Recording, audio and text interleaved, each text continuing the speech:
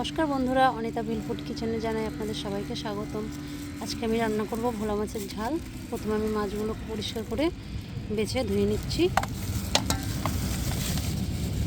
মাছটা আমার ধোয়া হয়ে গেছে, এখন আমি রান্না করতে যাব। আমি এখন উনুনে কড়াই বসিয়ে নিচ্ছি। আমি মাছে লবণ হলুদ মাখিয়ে নেব ভালো করে।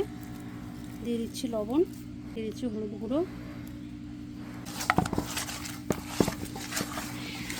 তেল গরম হয়ে গেছে, এখন আমি মাছগুলো দিয়ে দিচ্ছি কড়াইতে।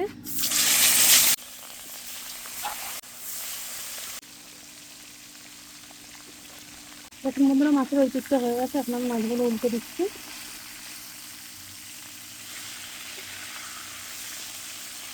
মাছগুলো আমার ভাজা হয়ে গেছে, এখন আমি মাছগুলো একে একে নামিয়ে নেব।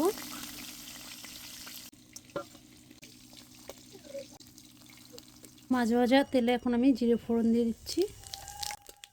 এখন জিরেটা আমার ভাজা হয়ে গেছে, এখন আমি জিরেকে দিয়ে দেবো পেঁয়াজ বাটা। মশলাগুলো আগে আমি শিলনোড়াতে বেটে নিয়েছিলাম।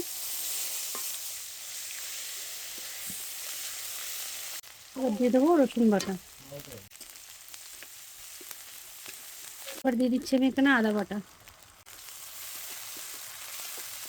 আদা রসুনটা আমার ভাজা হয়ে গেছে, এখন আমি দিয়ে দিচ্ছি জিরে বাটা।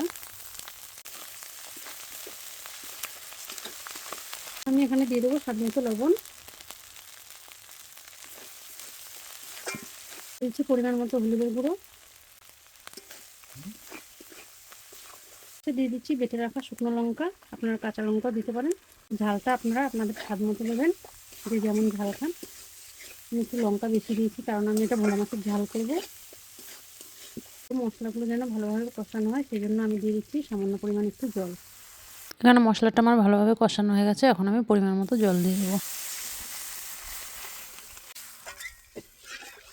ঝোলটা ফুটে গেছে, এখন আমি মাছগুলো ছেড়ে দেবো।